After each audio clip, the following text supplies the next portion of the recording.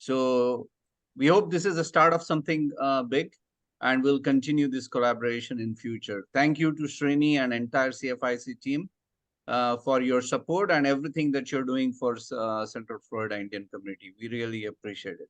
Thank you. So now on to the webinar today. And just before I introduce Harpal, like I can tell you from my personal experience, navigating to the college admission process in US, especially for someone who is a first generation immigrant to US, can be challenging. And, trust me when I say that, because I gone through this with my son's admission process in US. So, it's good to get all help that you can get, whether you're getting a counselor or you're gathering all information possible from all the sources you can, that always helpful. So with that in mind, we plan for this webinar. So it's my pleasure to introduce Harpal, who is also my college friend. So I known Harpal for a very long time, and he's a founder of Success Coach. He started this company to guide students and parents through the college admission process. One thing I like about what Harpal does, just talking to him, over the years, is how he takes the entire process and kind of break it into smaller projects, so it becomes more tangible for all of us to digest and run with it. Otherwise, it's very overwhelming if you try to take it on yourselves. So hope this will give you more information.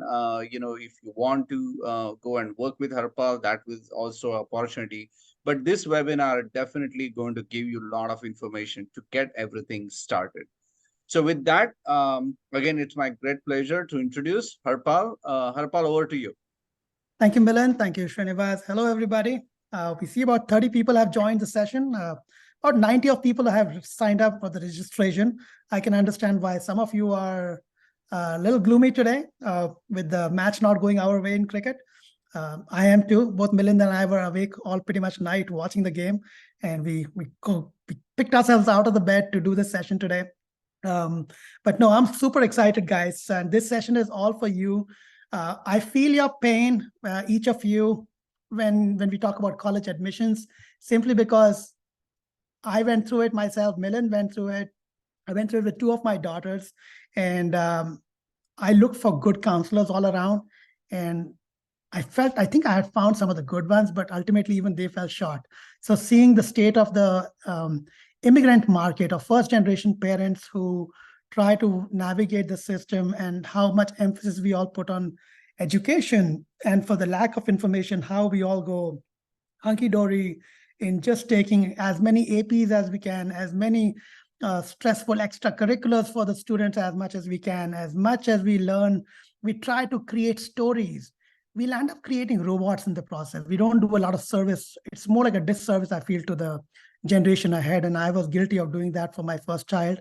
For the second one, I was a lot better. My first one went to Columbia University, and the younger one has gone to Santa Clara University. So with that, I'll open up some slides. But if you have questions, just throw it in the Q&A section. Milind and Srinivas will moderate some of the questions for me. But like I said, this is your session, your time. Ask as much as you want. Okay. So let me share my screen. Milind, can you see my screen? Milind or Srinivas? Yes, I can. Okay, sounds good. So this is what we had sent out as a flyer before. We'll talk about academic rigor, expectations, what are merit scholarships for everybody. Yes, we'll talk about merit scholarships, how to find those. Should you be taking SAT, ACT? How do you research colleges? Do you just go from the top of the list of, the US News top 20 and go from there? Or you want to, go through a more strategic process, and common mistakes that you can avoid? Okay. So I am a certified education planner. Like I said, at the point when I wanted to learn about this process a lot, I went to Stanford, worked under the ex-dean of admissions at Stanford for 6 months, and I came out even more confused than I walked in. I went to University of California, San Diego, UC San Diego, for another certified course. I learned a little bit more. Then I went on to take the highest accreditation, which is a certified education planner, which means pretty much every year I have to get certified with an examination where randomly they can pick up a few colleges and say, and a few profiles of students, synthetic profiles, and they ask me to rate where would I send this student. And if I pass that examination, I'm able to keep my certifications. It's a very arduous process. Now, my goal in general from this experience, and what I want you to walk away from this session, if nothing else, is take the mojo of making this process from high school, from the 9th grade to the 12th and later, make it actually a memorable process. Memorable meaning pleasantly memorable for you. And that should be the goal. That was my goal for my kids, that they actually come closer to me. They enjoy the process. If they want to become college admissions counselor at some point, they should want to do it.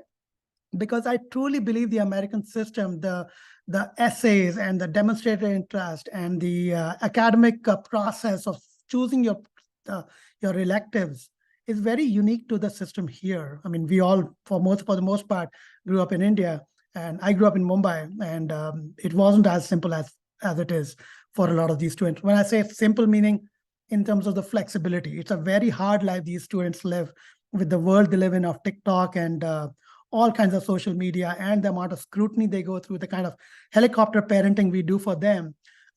What I try to do is create a space, a area of a relaxed area, an area where they can come and talk to me, talk to my counselors and the team, and actually start relaxing and learning the process. In some ways, I'm creating the future leaders. My goal is to create the future CEOs of this country from our diaspora, not through just intellectual skills or APs and nerdish skills, but through a lot more, which I learned over time.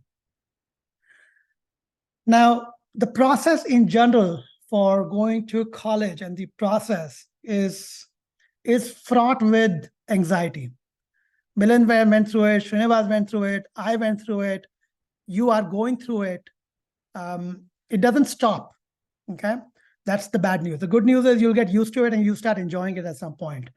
The most important thing that you learn is what we teach our kids is how to handle, prioritize the multiple moving parts, and how you maintain attention to the details for the I's dotted, T's crossed on the essays and the recommendations and the brag sheets, counselor recommendations, and interviews with alumni. It's a lot of work, but take it as the fun part of it, because this is a part of parenting, frankly, that is missing. Schools cannot teach it because they're too academic focused. Parents don't have as much time to do it because this is a lot of work. Like, we spend close to 20 hours with a student in 10th or 11th grade. 11th graders get more like 25 hours. The 12th graders get close to 45 hours of time from my team, okay? And that's not just time given towards writing an essay. It's to put together the entire profile. So it's areas which you can learn. And the good thing is it's not rocket science, and you can learn it and you can enjoy it with us. A little bit about my own background. I'm a technologist as well. Like I'm sure many of you are on this call. Milind and I went to the same college in Mumbai, and I am an architect at Salesforce. I am also a big part of a mentoring program with a nonprofit, a global nonprofit called Science Gurus. I run a summer camp for them on entrepreneurship, technology entrepreneurship, where I teach students how to build technology products. I have a background in product management as well, so I'm able to leverage that for my students. Those are my two daughters. One of them goes to Columbia, like I said, and the other one has just left house a month ago. She has gone to Santa Clara University. The interesting thing is I sent both my kids to liberal arts colleges. I did not send them to research universities. I did not send them to UCs, even though they got in some phenomenal schools. We were very focused on sending them to a liberal arts education because, like, both my girls are killing it simply because of the kind of learning that you learn from a humanities-based college. Shreya initially went to Wellesley College, and then now she's at Columbia. And she had barely taken one subject in computer science, and Microsoft came and sucked her up and took over 3 internships in a row. And she's working there as a hotshot engineer, and she's at Columbia. But all that stems from a liberal arts background. And my younger one is on the path to do the same thing as well. We'll talk more about that. Okay. This is my website. If anybody wants to go to successcoach.com, and read up about us, that's where you would go. So this is quickly the agenda. We'll start with the key dimensions of your application. If I don't answer specific questions, make sure you call them out in the Q&A section so I can see it and I can answer the questions. Managing your brand and college selection. And then we'll have some time for Q&A.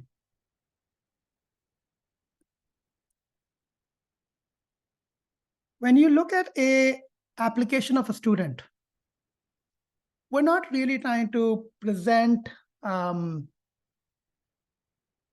trying to present a holistic perspective. Like it's literally like meeting somebody over a date. The average amount of time it takes for a counselor or a admissions officer at one of the universities, University of Florida, take Purdue, take any of them, they take about 9 minutes to read your application. And they go through all these 6 dimensions in 9 minutes. Think of it like a speed dating process. They are reading through your application very quickly, the recommendations, the essays, the extracurriculars, GPA, and they're making a decision about you at the end, about who are you? How do you make me feel about you? Do I feel good about you as a person, as a pleasant human being, as an interesting person? It's like a speed date, like I said.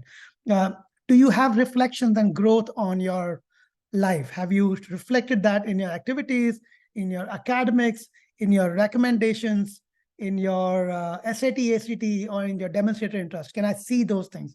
So think of your application in these 6 dimensions, but each is not on its own. They are all interrelated, and it sings like a poem when it's all done well, when it's not manicured by a parent and it's done by genuine interest from a child. Here on the right side, I've demonstrated the dimensions and their percentages in terms of what matters. GPA, hands down, matters. Like if you apply to a public university, it matters 70%. This dimension, the statistics I've given over here are for a private university, more like a Stanford, a Harvard, or an Ivy League, or any of the, in general, a good private school, like a top 100 school. 55% is GPA, and the rest components matter as well. Now, the chain is only as strong as the weakest link. So you can't say because demonstrated interest is 7%, I'm probably going to wing it, or I'm going to ignore it. That could be the reason why you don't make it in the last cut of 1,000 students where they're only selecting, say, 400. You might get edged out because of that. Okay. What you need is to be able to do this, to get to this perspective of all these 6 dimensions, to make sure how you feel. What you need is not a parent or a coach who works with you on essay writing skills, helping you with creative perspectives, giving you that feedback. So if you're going to do it for your kids, that's great.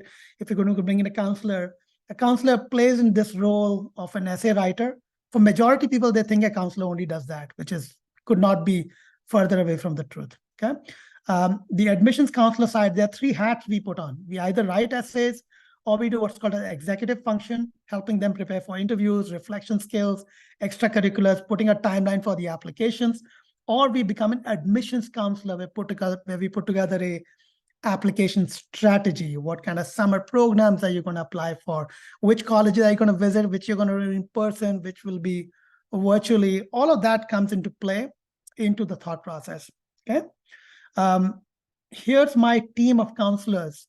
All these 6 brilliant ladies work for me, and you can see the skill set they bring. Some are from humanities. One is a story writer at Columbia, in Hollywood. She came from Columbia. Shruti is a med school, graduate. And Nikki is an executive function coach. So she is trained in these areas. And Anu is an amazing writer. So I have writers, I have coaches, and I have essays, I have admissions counselors. So Nikki is an admissions counselor. I am an admissions counselor. That's how we balance the team. I believe one person cannot really bring all the skills to a table. So you do require 2-3 people, at least 2 people who play these 3 roles. In the most unique case, you would have 3 people working with the student, but that's the kind of energy you need in the room with the student. Hopefully that makes sense for everybody. Yeah. In your 11th grade and 12th grade, the services you're really looking for are somebody who can help you with putting together the applications. applications to about 20 different schools. Okay. You do need 20 with about like 5 or 6 in your reach, 6, 7 in your target, and about 10 or like 7, 8 in your safety schools. Okay. You need help with persuasive writing skills, because this is not something which you really learn in schools. You could be a good writer. You might be a good writer to write basic topics or like technical topics, but creative writing requires a flair, which comes with time or with coaching. And putting together the list of targeted colleges, and not just colleges that your buddy has gone to or people in your school are going to. You want to go to colleges which are unique and which really suit your personality. Okay. This is some of the skills you as a younger student will really care about, is taking summer internship programs. And and again, I have a massive list of summer internships and summer programs, competitive summer programs, which become very important in your application, given that essays now can be engineered fairly well in a chat GPT system. Recommendations can't be really fudged because they come from teachers. Demonstrated interest can't be fudged. But a lot of that, if you see, they all culminate into summer programs. And I don't know how prevalent the need for competitive summer programs is in the Florida diaspora. But in California, where I'm based out of, this is huge for parents to find the good programs for their students. There are colleges which will actually routinely ask questions like, what did you do last summer? And all if you say is, I traveled or I saved, a lamb from getting crucified, that's not going to cut it. They expect you to have done some kind of research, some guided research. Okay. Putting a 4-year plan in place at any given time, a live plan that you're working with a coach on every quarter basis becomes critical. And passionate extracurriculars. When I say passionate, I mean not curriculars which are, you don't want to be having 10 activities you're doing. Maybe 2, 3 activities which you do, which go from, for more than 2 years, where you've done something fun, somebody can vouch for what you've done. Maybe you've done some community service as a part of it as well. That's enough. You don't need to be doing taekwondo and piano and this and painting and swimming and water polo, which a lot of parents land up doing for their students.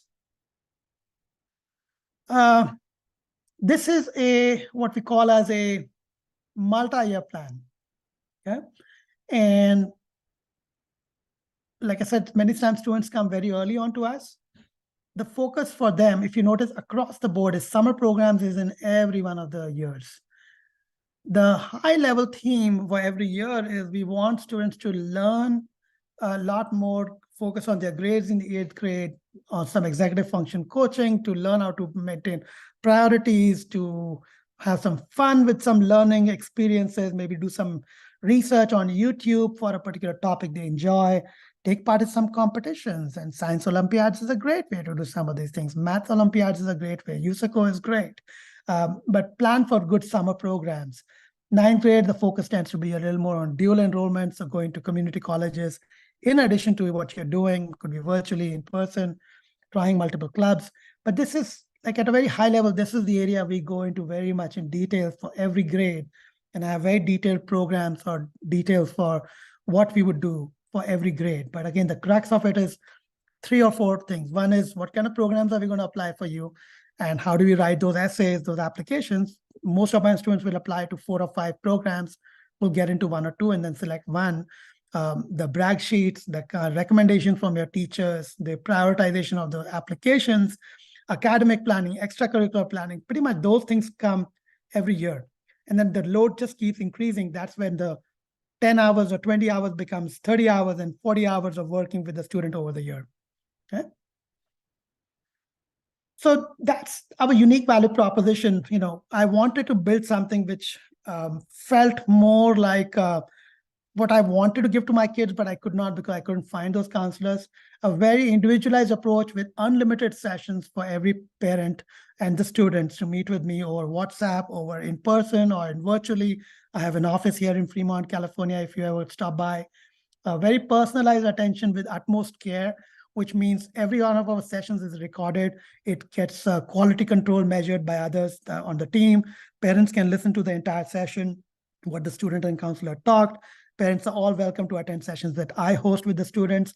We have an all hands with the student and the parent once every 3 months. So at any given time, we are meeting with you at least once every 3 or 4 weeks, with an all hands every 3 months, deciding with the student and the counselor what worked, what did not work, what we have to do next. And we have expertise in all areas of college admissions. There was a question by some anonymous person about how do I find good scholarships. That's an area, absolutely. We work on that area with our students. Scholarship.com and some of these websites, CapEx, have good scholarship information, but I have details of for particular schools, what are the scholarships that are available for them, which students do apply for. And that's an area I work with junior year students, sometimes even in the sophomore year, because there are some admissions for scholarships which are in 10th grade for a high school application, for a senior year application. Okay, so I do some of that as well. So with that, I'll open up for question and answers for this section. I think I've gone a little over my time, but anybody with questions specific to these areas we just talked about, to the application services, please go ahead. You can ask questions. I'm here. Any scholarship? Hey, Harpal, yeah, quickly, you can either put your questions in Q&A panel, or you can just simply raise hand and we can unmute you from here. So Pushpa Karini asked a question about any scholarships for students without green cards or citizenship. Yes, there are some available for international students. Very few, though. There are some colleges like Purdue and I believe even University of Florida, which do offer scholarships to international students. Do reach out to me. I can give you a list of schools which are more friendly towards international students to provide scholarships, but you don't get any scholarship from the federal government. You don't get any state discounts. You will come in as an international student. Harpal, I got 2 questions directly to me. Simple questions. Will you be sharing copy of this presentation at the end of the session? Yes. Perfect. Thank you. And the second question I have is, what is the role counselor plays in bridging gap between parent and student? Sometimes it's difficult to communicate with each other and agreeing on a plan. So how counselor helps with that? Good question. And it's an area where we get trained in. This is the stakes are very high for a student, remember, right? And for the parents, they're doing this for the first time with their kids. And the students, for whatever reason, don't believe or identify with the parents that they know enough about the process. So they keep their stress to themselves. And in some ways, they'll end up talking to peers or looking up websites, which might or might not be very useful and might not be very responsible in the way they are providing the information. So a counselor is able to, like, for what I do with my students is I put a plan together in the very beginning of the year, saying these are the 6 things or 7 things we are going to do through the year. This is what it'll get you to at the end of the year. This is how it'll impact you for the year following. And when you don't do some of these things, or for example, if your grade drops, I'm able to go into my system or into my application. Like this is the UI of my application, which is open for the students. Like for every student, they get a dashboard where I can see which school they're applying to. I provide a list of colleges and they say, okay, these are the schools I like. I want to go to these schools. And if a grade drops, I can actually take that out, saying this school is no longer on your list. And that tends to wake a lot of students up, because if you have a B or a C in a particular subject and it continues over a couple of semesters or, God forbid, 3 semesters, it does start impacting things. So kind of that's the role. Sometimes it's a very therapeutic role, Milind. I get parents who come to me.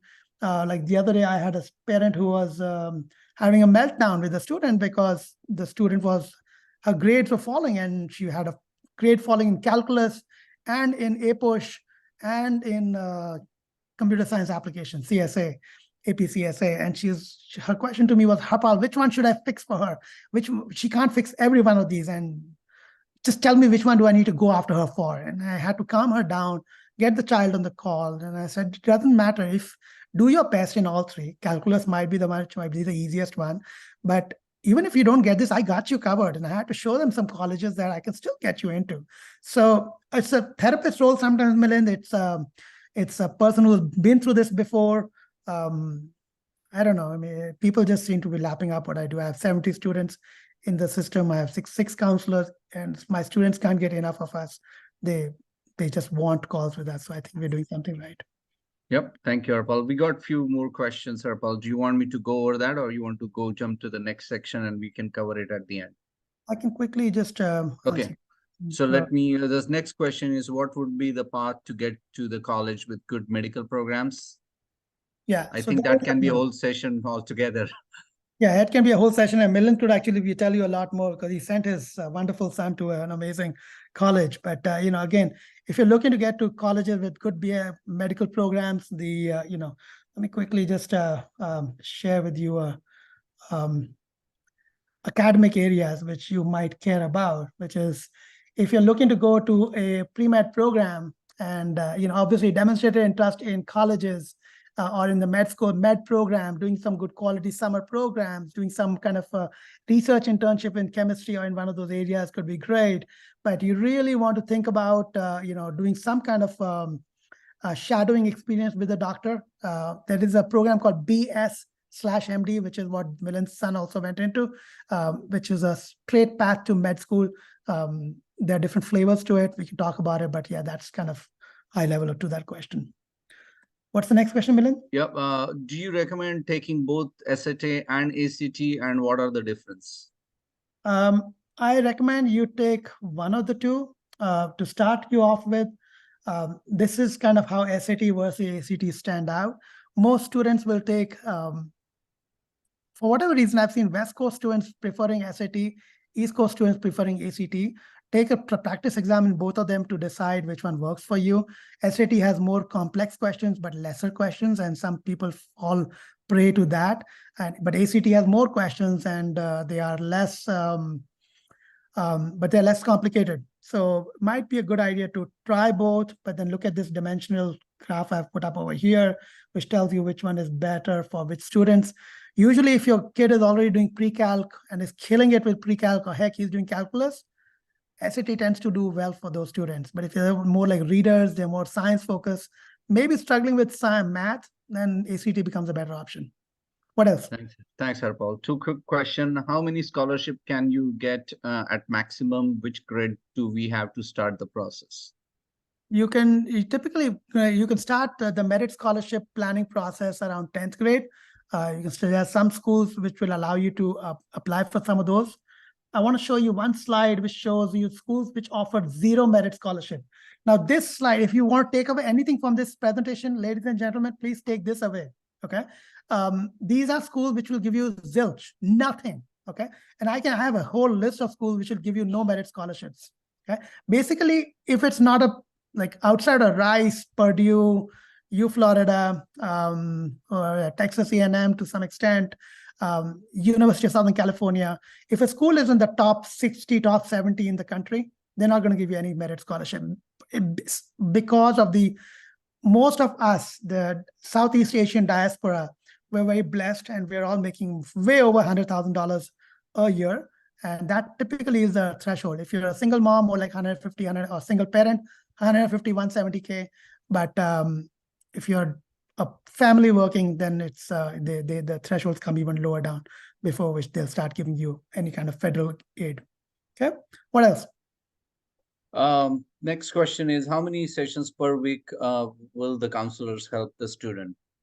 Once a week if they are senior year, once in 2 weeks if they are juniors, once in 3 or 4 weeks when they are younger than that. When we're applying for summer programs, then we're meeting them once a week. Got it. Next one is, what class would you recommend for a junior year IB student that wants to major in psychology? That's a longer question. Yeah, I will take it at the end. Okay. And the next question is, if you have taken SAT and got high score already, is there a benefit to take ACT and also get a high score on that too? No. If you've done SAT, and in fact, SAT is better because it gives you more access to merit scholarships. If you're in the 1500 ranges, you don't have to worry about it. If you are stuck at a 1400 and lower, and the SAT score is not going anywhere home, then I would suggest take it again. And ACT. My own kids had the same problem. They both got stuck at a 1400 on SAT. I gave them the advice to early on that try both the exams. They did not. But next time when they gave ACT instead of SAT, they nailed it. They got 34 on 36. Okay. So in that case, they had to go it twice. But yeah, I wouldn't recommend. But give me a call sometime. Oh, tell dad to give me a call and I'll talk to you guys. Okay. Nice. Harpal, let's jump to the next section, please. That Yeah. takes care of all the questions. Okay. Mr. Reddy, Sanjeev Reddy has asked a question or raised his hand, but we can ask him to come in the section after this. Okay. Oh, we got a few more. Yeah, we'll take it at the end. Yeah, I'll give you guys some time at the end to talk. Okay. So we talked about this. We're talking about the brand now. And how do you manage the student's brand, which means how do you make this person exciting? I mean, it's so sad that we have to have this conversation, but that's just because in some ways, we as a system, we as parents and have messed up. We as schooling has messed up the system. Like I never had to manage my brand as a kid. My brand was there. I mean, it's just, it showed right there. I didn't have to think about it, but the world we are in, we have to do it because everybody is managing their brands. And when I talk about branding, I mean, how do you differentiate yourself from others? Everybody most of the students who come to me, they've got great APs, they've done impressive grades, they've got very stereotypical activities, and it's just, they come across okay. But these are the ones which will bomb an interview because they're not really able to hold on to a conversation. They don't know enough about current state of affairs, what's happening. They don't have a very good idea of where they want to go in their career, which is okay, but they haven't even had some of those conversations with people. And that's where your brand is lacking in some ways. And it's an area, like a case in point is Harvard can admit 1,700 students every year. And one of my counselors comes from Harvard, and she's on the admissions team there. And she says that they get about 5,600 applications only from valedictorians every year. Okay. So if Harvard had to accept students who were just valedictorians or had a good GPA, that they would fill up a classroom size 4 times over. Obviously, Harvard does not do that. So what do they look for? And that's the concept of the brand generation we talk about. Okay. Again, this is a process we do over a whole year or 2 years with the students, but at a very high level, you don't want to sound boring. You don't want to sound like just a nerd. It's not important to do a lot of summer programs and a lot of activities and take too many APs. It's all about quality over the quantity. Make it more relevant to the person who's going to be observing or reading your application, who's typically an English major or a history major. They are not engineers and doctors guys who are reading your application. So making your application very technical and talking about your robotics story, how you were the drivers, what Python code you wrote over there ain't going to get you much stars. It's just going to look like a geek and actually will get you out of some schools because they're like, it sounds kind of boring and they might not want to build a cohort like that. They're looking for consistency and authenticity in the application. So be very authentic with vulnerabilities, with looking at your mea culpa moments, learnings, and show some of that, and make sure your recommenders are doing the same thing by providing them stellar brag sheets. So that's a lot of work that a counselor has to do to help put that application together for the student.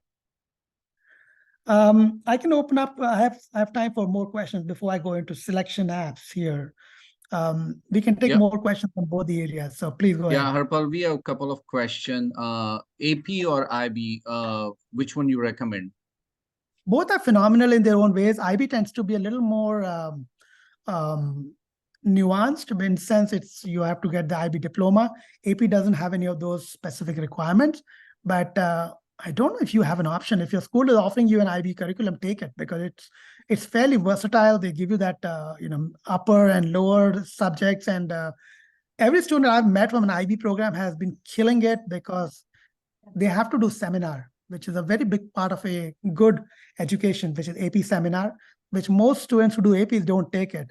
What I like about IB is it pretty much mandates you what you should be doing in terms of the programs to take, which you don't get that in the AP because it's a wild, wild west. You could take AP Environmental Science and AP Psych and maybe take AP Computer Science Principles, and you think you've got a 4.5 GPA weighted, whereas it's crappy because you've not pushed yourself at all. Those 3 subjects which I talked about, CSP, Psych, Environmental Science, or maybe even AP Stats, or maybe AP Econ, Macro, Micro, those are not hard ones to take. And the harder ones are, which I was showing that earlier slide, about the APs, AP Chem, AP Physics 1, or, whatever it takes. Let's bring you a counselor. Let's bring you somebody who can help you to take those APs. But take those exams, guys. Those are important. Yeah, and Harpal, obviously, I'm not expert here, but in Central Florida, a lot of parents and students have gone through Seminole High, which is an IB program here. I can tell you, obviously, Harpal answered it from the college admission perspective. One thing as a parent, I will share that that IB program definitely prepares your kid for the college. I have seen students going from IB program into college. Uh, it was easy for them to get into the college, the rigor of the studies compared to the AP side. So just that's as a FYI as a parent. Love it. All right, keep going, Harpal. Those are the questions. There is one question which we did talk about. We will take at the end because it's a bigger question about what recommend as a junior year if a student wants to be major in psychology. So we'll take that at the end, or we can answer it offline. Go ahead. Okay, sounds good. But yeah, guys, keep throwing questions. That's really what I love, with these sessions is a lot of good questions come in, and this is your time to, get everything answered from me. Okay, Mr. Reddy, go ahead. You have a question. Sanjeev Reddy wants to, I think we'll have to unmute him. I'm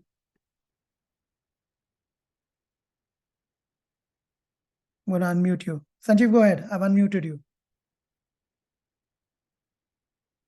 Sanjeev? Okay, I've unmuted you. Whenever you get a chance to speak, you can speak. Okay, all right. Do you want to talk? It's still on mute. Okay, all right, I'm moving. Okay, so let's talk about college. Sanjeev, why don't you put your question in the chat? That's the best way for us to answer it, because I'm not able to get you off the mute. Okay. Okay, so hold the hand. Okay, let's talk now about college selection and app process. Now, what's very important is, when people start thinking of which college should I send my kid to, most of them will start by US News, looking at the top 20 or top 30 schools in computer science in their particular area, close to home, or something like Stanford, Harvard. They'll start putting Ivy League questions.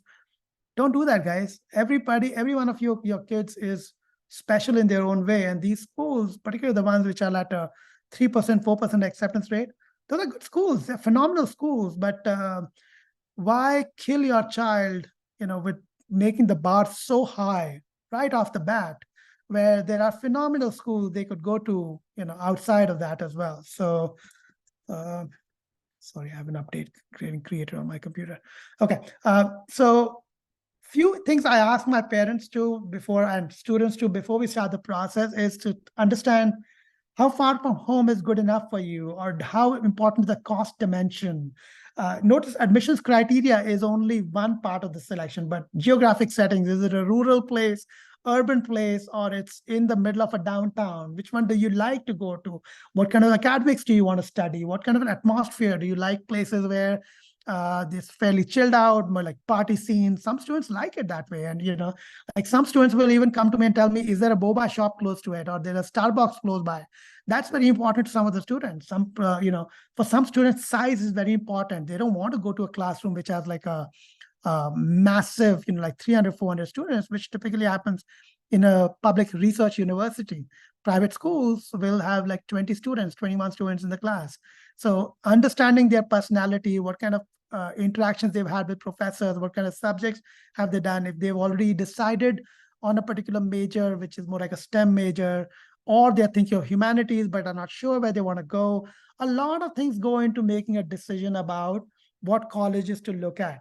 Now, obviously, we want to put in some good schools, some top schools as well, to try for, but we don't want to make a list which is only of top schools. For example, when I was showing you the list for this one student here, you can see that he's applying to Boston, Rice, New York University as his reach schools. Reach, you can see with the green sign. And then he's applying to Northeastern, San Diego State, Florida State, Texas A&M stuff, which are his targets. And then there are the safety schools. Okay, these are the safeties. So this is how you call it out. This is a reach, a target, a safety. That's the coloring in the system. And I decide that for every student based on their profile. Once I know what their personality is like, I can go in and I can change the, decision about what they're doing. This is my console where I see what the student is doing, what are some of the to-do lists for the student. I can create right here a list of to-dos that they are supposed to work with me on. If there's an exclamation next to a to-do, it's because they've not done it by the time they were supposed to do it. That issue has been escalated to the parent and to the involved counselor. I can look at the application outline for each student, where they are for their application, each of the, what they've submitted, what they have still work progress to do. So you can see up here, like which schools the student has already submitted to, where there's work in progress, where it's ready to submit. So we make the process, Milind, to your earliest question, more predictable for a student, where we can provide all the details about, we can suggest colleges based on their personality. A student can go and research that particular school based on the details I've provided over here. For example, they might decide to go to University of Alabama for whatever reason, right? And we can look very quickly without doing Google searches where the student can go, what's the demographics, what's the GPA expectation of the school, SAT expectation of the school, the total cost, which becomes very important to a lot of people, of the school, and net to net price you get very quickly. And this is data I have from the common data set. So it's very credible data. I can see there this school provides a lot of institutional grades. So I can see a lot of scholarship coming from this school. So I can see a lot of those details. I can also see what's called as a FISC guide, which is the industry standard, which I have subscribed to, which gives you all the details about the school, what is the summary of the programs there, strongest programs the school does, and then some of the overlaps of schools. You can see University of Alabama actually has an overlap with Florida State and University of Florida. Who would have thought? But clearly there is an overlap. And when you go into University of Florida, I can then go in to see as an in-state student, like the average GPA of U Florida is 3.9. My student's GPA is 3.75. U Florida is not really known for giving institutional aid, but I can see the cost. My in-state cost for going to U Florida is phenomenal at $22,000. I can see the breakdown, what caused it, and stuff like that. Okay. Same thing, I can go into the FISC guide, see what it is. I can also see for University of Florida, what programs is this school offering? So I can very quickly look at, without going through marketing material on the website, I can see, okay, what programs are they offering? Say, for example, they're doing very good in biology and biomedical sciences. They have PhD programs and they have breadth and depth of all the programs, like bachelor's, master's, and doctoral for those programs. Business is still pretty good as well. Another area they're very good at is education. See, I can see the number of PhDs, the programs they're offering, the bachelor's programs, and I can see all these details very, very quickly.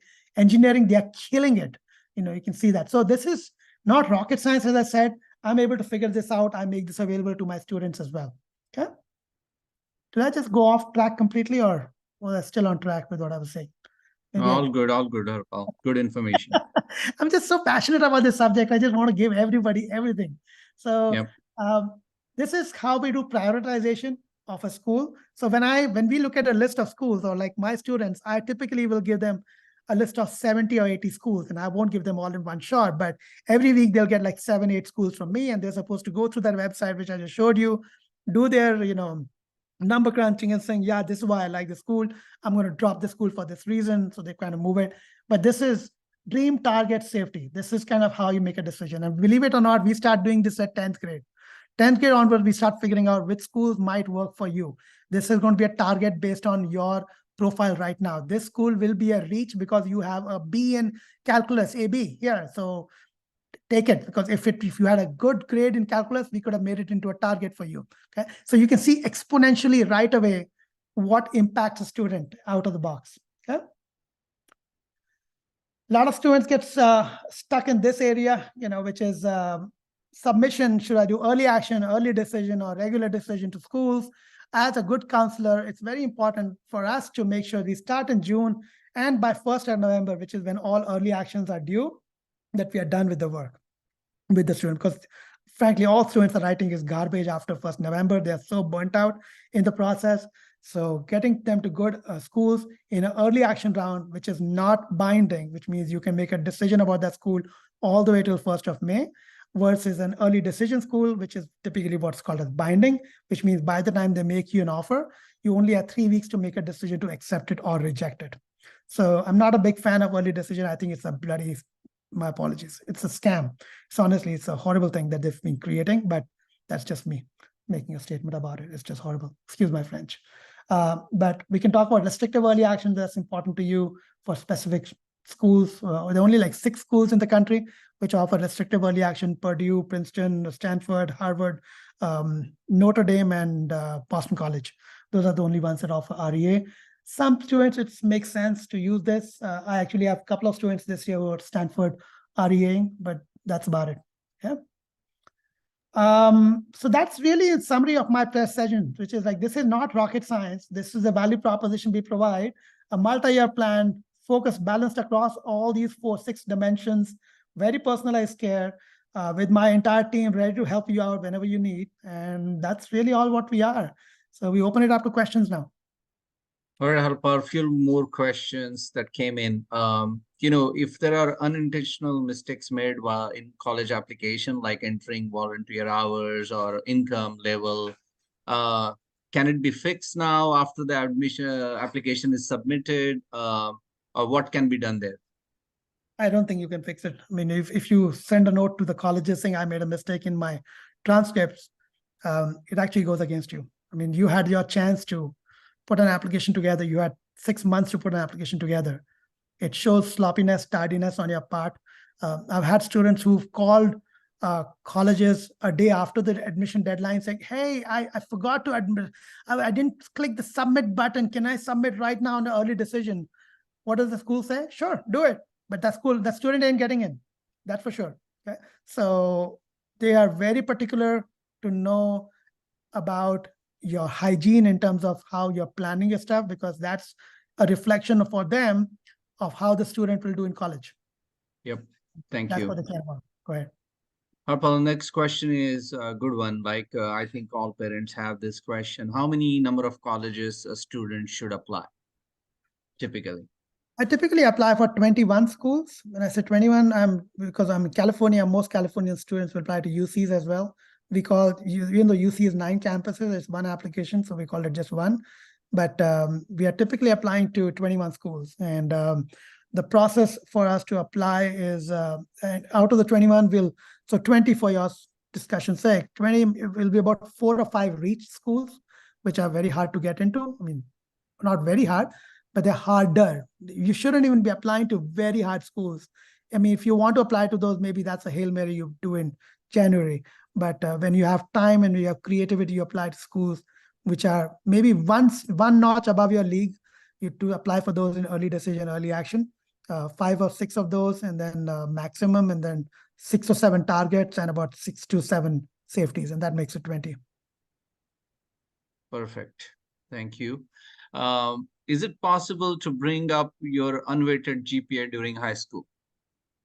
You could, if you take some summer programs, summer classes, which are like if you repeat a subject, or if you just take that same subject outside again in one of those, online courses, you could do it.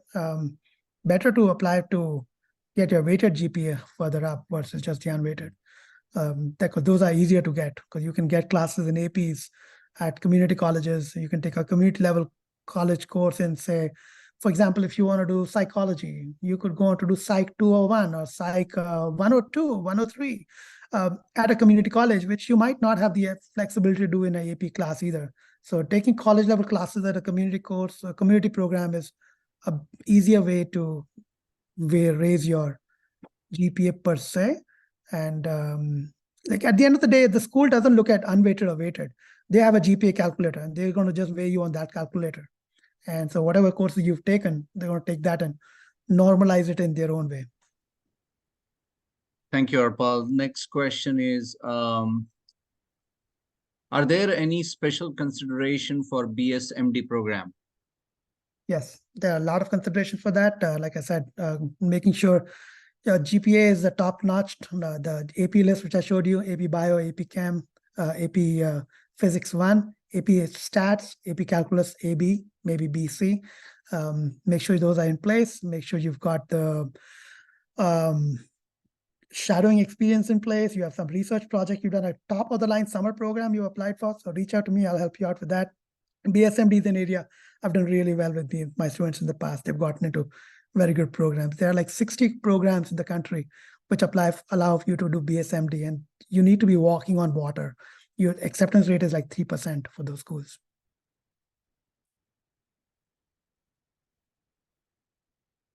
What else? Milind? Sorry, Harpal, I was on mute. Next question I got directly to me. Can you please share some success stories where you were able to place students in Ivy colleges or like the rich colleges? Yeah, so most of my students will get into their top 2 or 3 schools. And the schools I've had them go into, we share some testimonials, and the testimonials are all on my website. You can see how some of the students did. They got into some really good schools. Mostly some of them were UC, some were outside UC, some were University of Chicago. That's some testimonials for the students. Here are some of the schools that my students have gotten into, and so Columbia being one of the Ivies, Chicago being the other one. I have a lot of other students who've gone to very good schools, but Ivies are not really the biggest thing for me. It's the success rate. It's how many of my students finished in 4 years, how many are happy at the end of the day what they do. That's how I rate my work. Great. And one another question I got directly is, second, let me go to my list here. What is the importance of starting early in 9th grade or 8th grade for the college admission process? Biggest thing is the process, getting used to the prioritization of doing summer programs, getting them used to doing applications and writing questions like, why do you want to do this summer program over the summer? Okay, why this program, like a biology program? Getting them to start thinking that summer is a time when they should do some kind of targeted research on an area that they enjoy, not what their parents enjoy. So the sooner you start with the process and start talking to a counselor, they can start helping you with putting together, just like, for example, let me share something with you. My 9th graders are going through this coaching right now. For example, where is it going? Here. So if you look at this skill set, this is the kind of work my 9th graders are doing. This is an actual dashboard of one of the students. Hobbies, interests, sites, summer planning, what are you doing? Volunteer service, career skills. You can see there the notes from the coach that they've taken for the student. How's the health doing of the student? What are the personal skills, career skills, self-directed projects? And again, if I go into details of each of their action items, the student has been given an action item to work on, to what kind of podcast to listen to. These are things which are not hotshot stuff. Okay. For example, executive function, teaching students how to do calendaring, to-do lists, attention management, project management. These things they understand. And we have Google Classroom material for that, which goes into a lot of details with that. What kind of hobbies is this person working on? What kind of summer programs is this person applying for? We can look at their status, volunteer work, career skills. How do you do interviews, networking? All this starts, cover letters, LinkedIn, looking for mentors. We start doing this on a once-a-month basis with the student. A lot of things around personal skill development. So yes, the more sooner you start, the better it gets. And this is just me. It's not something which all counselors do. I do it because I'm very passionate about this subject. Harpal, just checking on time. Can we go a little bit more extra time here? Yeah, I can Okay, go. perfect. So next question is, do I have to go to private sports classes for extracurricular activities outside school, basically? I think it helps. It helps to do some of those because those programs tend to be more nuanced with actually making you do the stuff for extracurriculars like debate and stuff. You will actually not learn enough about that stuff in school. And here's a joke about it, which is, there are 37,000 schools in this country. And out of the 37,000, each school has decent 10 clubs and programs that they offer. And there can only be like, one president for each of those, but that still makes 370,000 presidents of clubs. And most students start, when they look at extracurriculars or programs in the school, they're looking at taking a executive position in the clubs. And that's where they focus most of their attention, because that the program, the quality of what they learn is very minimal. Most of them are very self-directed programs. So it all depends upon the student. I like some of them doing particular debate and painting and art and acting and stand-up. these are amazing things that you can learn on your own. You don't need to go through a school program. You don't have to even go through a professional program, with a private program. You can just hire a tutor or some mentor online, and they can help you with this skill set. Thank you, Harpal. Next question is, at what grade do you recommend student parents should start program like this, preparing for college? Sophomore year is the latest, but you could start earlier than that. I like students who come in the 9th or 10th, 8th. If they're exceptional students and they're killing it, come on in. But I'm very selective about the students who come very early. I'm very worried usually that they'll burn out and they'll leave the program because it gets too stressful for them. And that's not a good thing for the student to leave programs. Preferably, if sophomore year is when they are fairly emotionally mature. I mean, some are mature in the 9th grade too. So just come on in, we can figure it out if your student's ready for it or not. Thank you. Next question is, hey, and there are some basic question. I'm right now, we will take it at the after offline, because so that we'll get maximum out of Harpal. So I'm focusing on more other questions. If I'm applying for business and finance school, does it matter if a student picks in-state school for Florida?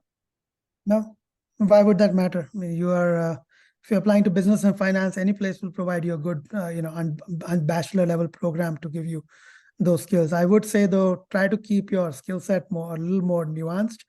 Keep these as minors, not as majors. I mean, undergrad in a business major or a econ major doesn't take you too far. You want to do something which is a little stronger on the technical side at a bachelor level. Thank you, Harpal. Harpal, we got few questions related to pricing for the services you offer. Like you talked about, obviously, variety of scale of programs as well as summer internship and all that. Can you touch upon that, please? Yes. So typically the pricing is $4,000 a year for all the younger grades. Senior year starts at 4,000, goes all the way to 8,000. But every year you should plan for spending $4,000 every high school year you have with us. And senior year you'll spend more depending upon the program you sign up for. It can be 4, 6, or 8. 8 is the unlimited package. Great. I'm going through the questions, making sure that okay, let's get back to this question. What is unweighted and weighted GPA? Please provide little explanation on that. Unweighted is typically the non-honor subjects. So if your student is taking regular English, regular chemistry, regular math in school, not taking any AP or honor level subjects, that's called unweighted. So when you do a calculation of a GPA of just your regular score, that's typically out of a 4. You get an answer like your student got an A or a B, so that's a 3 on a 4.0 scale. But for weighted subjects, you are getting, it's a score, it's the calculator is out of 5. So if your student gets an A, that's considered a 5. So your average weighted GPA could become 4.1, 4.2, or some cases in 4.5. I've seen 4.7, 4.8 as well, but that's kind of unheard of. Typically, what you'll see is students getting a 3.7, 3.8 GPA unweighted and getting like a 4.3, 4.2 weighted GPA.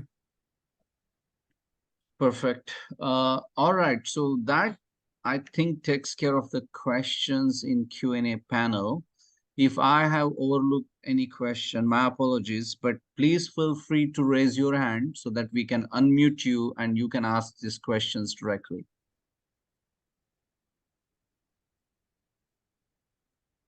There's a raise hand button right at the bottom of the Zoom. Okay, well, looks like all right. pretty much everything. All right, with that. Thank you. Yeah, Harpal, really, this session is very useful for parents and students. You made a cakewalk for them regarding the admission process. And I hope, they may have so many other questions. They will come back to you, whatever you gave the information, how to contact you. So this is very good. And I have last, one question. Like, what are the common mistakes students and parents make? Yeah. That is, it addresses the general question. Just putting my cell phone number, HK cell number, WhatsApp me. Okay. I've put I think I sent it to everybody. Yeah, I think, you got it.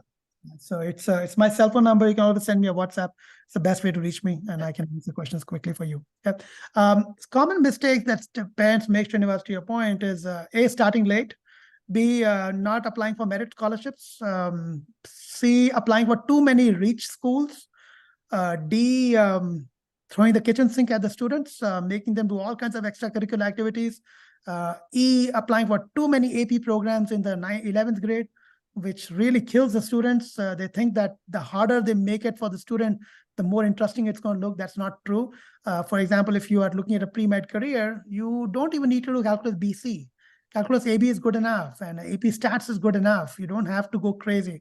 Maybe do AP Chem. You might not need to do AP Physics. So talk to a counselor like myself, and we can answer some of those questions. So just don't burn your kids out. They don't make them terrified of the process of college. This is the fun process, and it should keep it that way.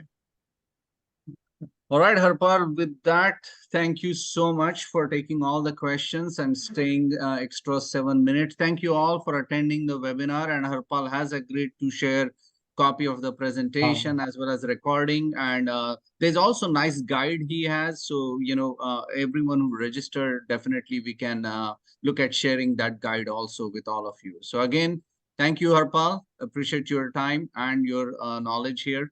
And thank you all for attending. Have a good day. Thank you.